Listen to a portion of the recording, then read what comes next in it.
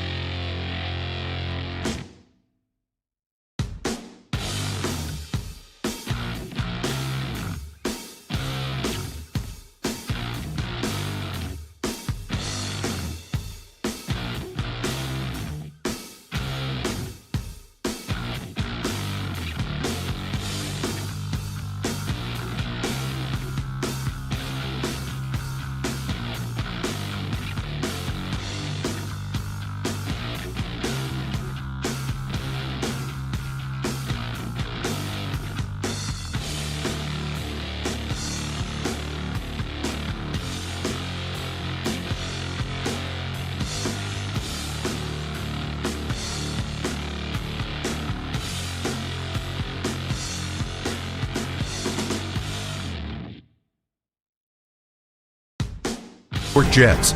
New England leads the division thanks to 7 straight wins. Now they take on a Jets team coming off back-to-back wins of their own. Tom McCarthy and Devin McCourty will call the action of the Jets at the Pats on Thursday Night Football. The radio home of the NFL in Cleveland is Sports Radio 92.3 The Fan.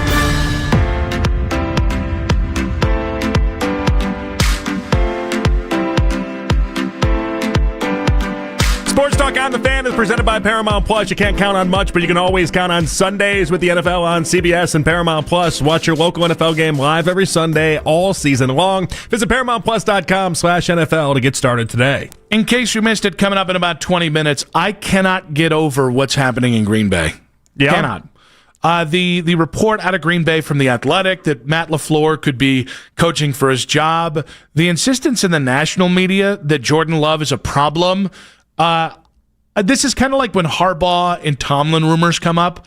Like, I'll believe the Packers move on from LaFleur or Love when I see it. Yeah. But, man, does it not give me a little bit of hope, right? Like, hope is a great drug, and the idea that either one of those guys could shake free gets me very, very excited. Well, so, okay, there is the idea that I think the enticing part for LaFleur, if he does come open within the Browns, is that if you could have your pick of the litter with quarterbacks to start off, that's a pretty good, I think we do have a better selling point than a lot of people realize. Well, let me ask you, okay, do you think they could move on from both? Because I'd like both here is what I'm saying.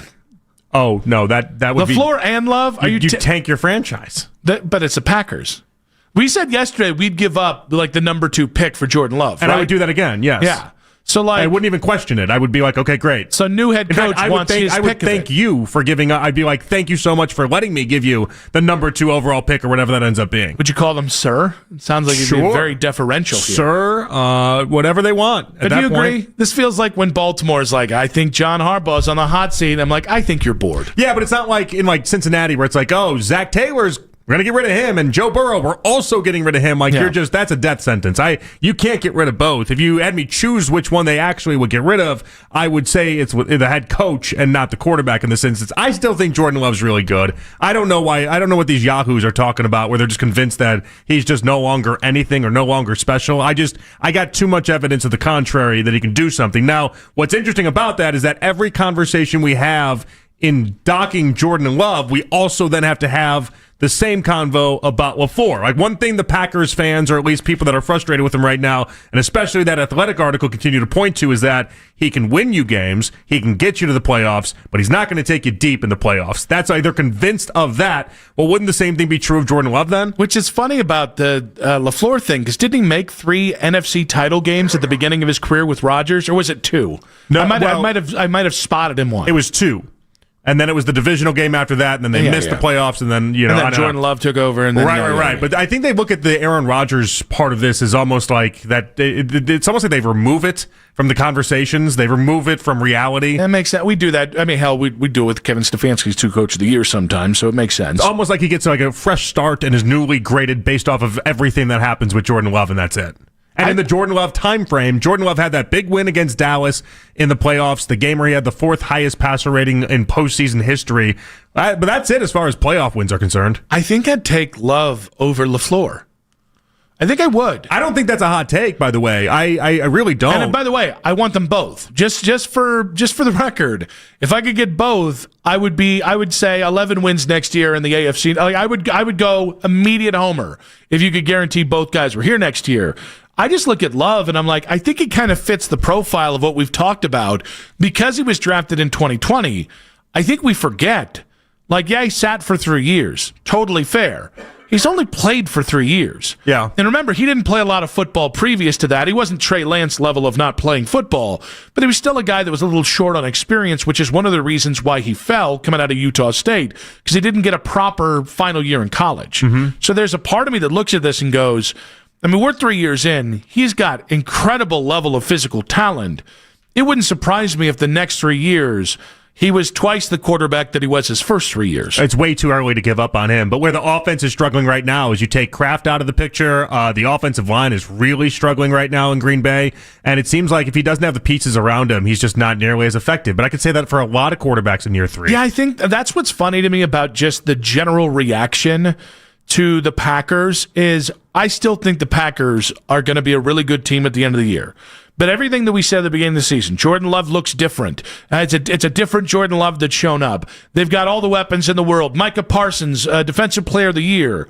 Which, by the way, have you seen the conversation around that now? Now people are going back and saying the Cowboys made the right deal in that instance. Yes, which is wild that we're saying that this early into the whole damn thing. But like I was going to say, but that's the same thing with everything I just said.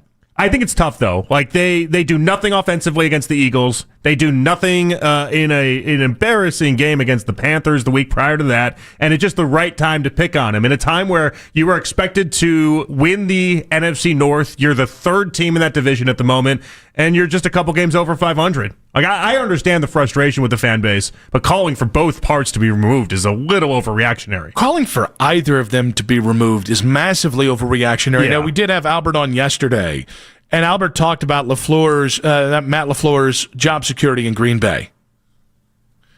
I thought there was an interesting Cleveland tie-in with this. Did you go to Duncan for that one, too? No, he's actually got a sneaky link in the studio. Oh, that's what it is. Yeah, I thought you would have been here at the beginning of the show. Turns out this was the time they had preordained to go hubba hubba.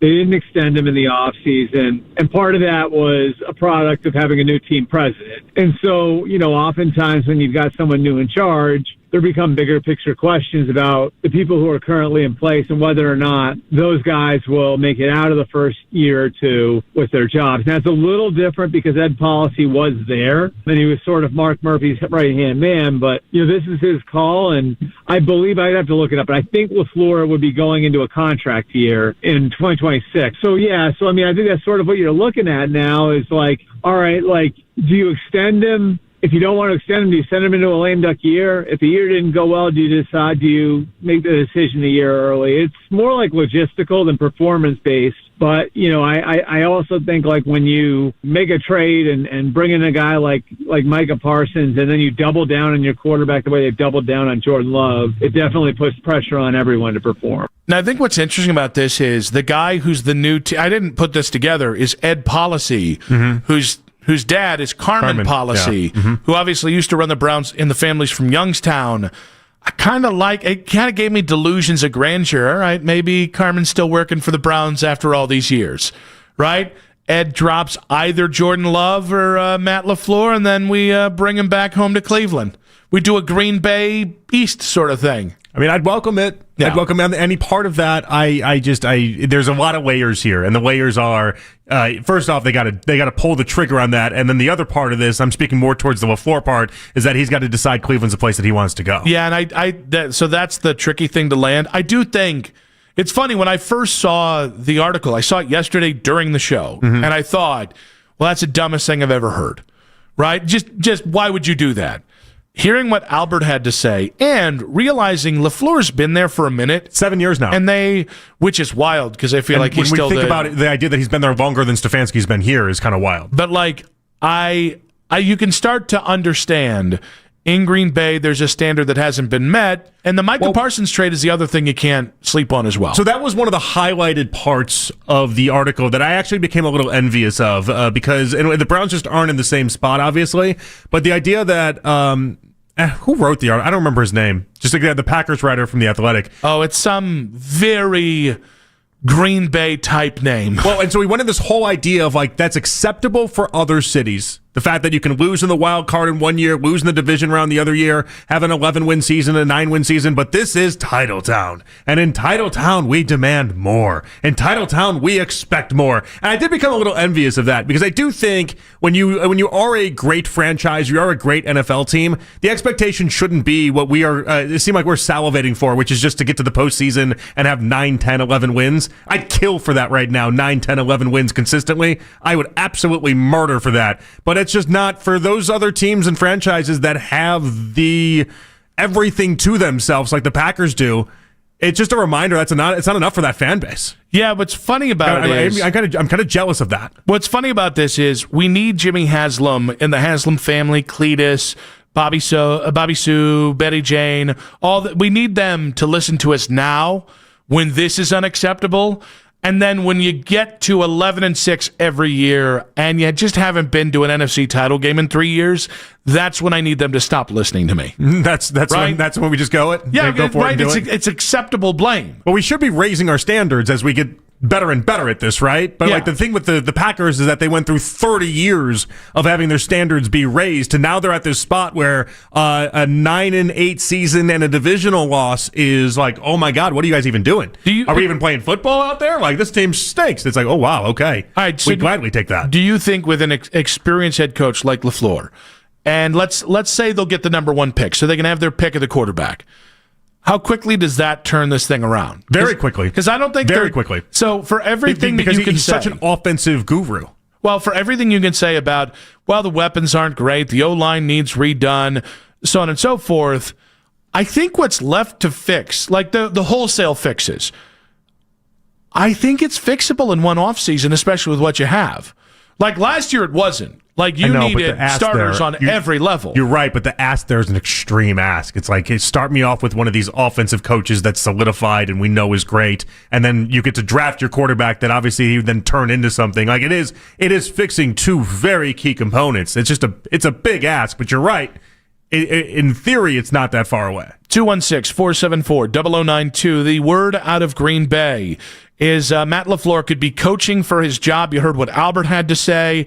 Would that be a slam dunk hire? I don't know how it wouldn't be, because it would fit their criteria. I think they want an offensive head coach.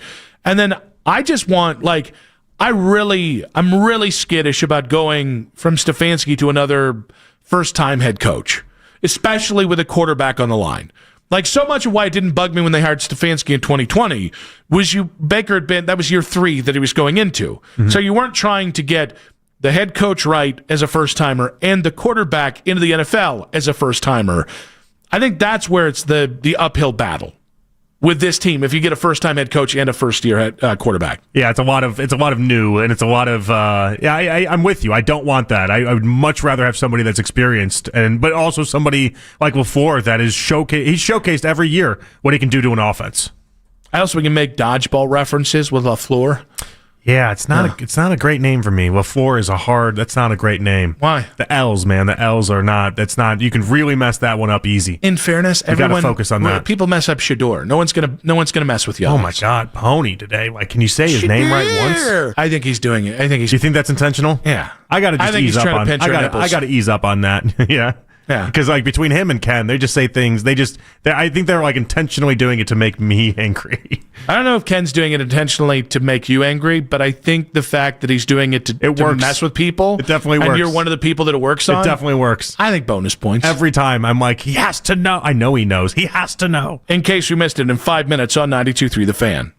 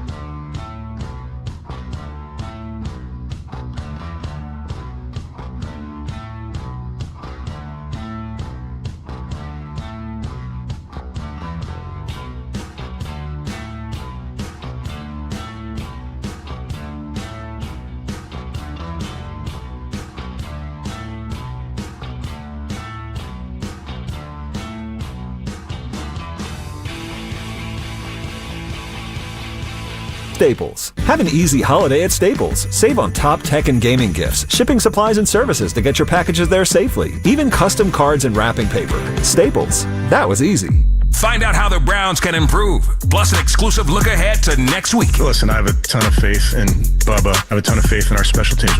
We have to be better. That's the case. There are ways that we can try to be better. I trust our guys. I trust that we'll get back to work. The Kevin Stefanski Show, Thursday night at 7. We are Sports Radio 92.3 The Fan. Final segment of today's show. Big thanks to all of our guests. Dan Orlovsky at 3:20. Interesting stuff on Kevin Stefanski. Ardent in his belief Kevin Stefanski is a good NFL head coach. Ross Tucker at 4 o'clock, Odyssey NFL Insider. The Jets lost, did a number on Ross's belief in both Kevin Stefanski and Timu Tua, a.k.a. Dylan Gabriel. Ashley Bastock at 5:20. We talked about the locker room, potentially maybe wanting to see Shedeur. We talked about the Stefanski stuff, accountability. If you missed it, we also started the show with Kevin Stefanski on accountability while his team shows a lack of accountability. But great stuff with our guests there. We do have the preview show coming up in about 15 minutes here. Tyson Campbell will be on the program, but let's get to in case you missed it. All right, Nick, we're going to start off. Jameis Winston speaking to the media today after he got a big promotion. Russell Wilson is just kind of set off to the side. They decided they don't want to use Russ in any sort of manner or fashion. So Jameis Winston, next man up, and he was at the podium, and this is what he had to say. I want fans to know that I'm going to do my best. You know, obviously I'm going to have fun, but I'm going to execute, have a surgical execution, and just play ball, man. Like, this is something I've been doing since I've been 4 years old. And I just get to do it in the greatest city in the world. I'm going to be saying it with my son. It's the greatest city in the world. Yeah, that's a Hamilton reference if y'all don't know. Yeah, 10-year reunion. I thought it'd be funnier than that. It was a good reference. I thought people were making it seem as if it was like the funniest thing they've ever heard. That was an all right performance. We've got there's an upside and a downside here. If the Giants win on Sunday, you move up the draft, and if you lose, you moved up to the number 2 pick. That's good. The bad thing is you're going to get so much Jameis. Anytime Jameis wins, the national media just snorts it up like the finest blow on the land. There we go, he said it. Like, seriously. Then you know, if Jameis goes out there, throws for 300 yards, Mike Kafka gets his first win as Giants head coach, you know there's going to be so much Jameis content. And you can't say the sky's the limit when people are on the moon, Nick. I've lived through it. We do Jameis references around here. You lived through it, you're over it? Yeah, I'm over the Jameis thing. Get it? I guess don't begrudge him. I wish him the best, but it's I don't know, man. So you're going to be really bothered when he ends up being basically whatever Cam Newton is right now in the NFL media space when this thing's all said and done. Actually, Cam might be shooting too high. Cam is very successful in this stuff at this point. Well, yeah, I was going to say the problem with Jameis is he's just a one-note guy. He just plays the same 3 notes over and over again, and it's goofy, silly, and you know. All right, put him on the Pat McAfee show and just let him go. Yeah, no. Did I just create something? You put him in like the band of misfit toys that McAfee has off in the corner, and then it's just Jameis Winston? No, I don't think so. I don't think any. I think you're going to your cholesterol. I think what you're telling me do like that is that when he's on the TV, you're going to think of him the same way that you think of like when Drew Brees is on your TV. No, because Drew Brees makes me fall asleep. Okay. By the way, that's another thing. Fox. Or is it J.J. Watt for you, who also might make you fall asleep? I'm not sure. Fox, with all due love and respect. Fox is going to hire him like 3 seconds after he's done playing. When it comes to Drew Brees. Totally a Fox hire. Because Drew Brees is making his Fox debut this week.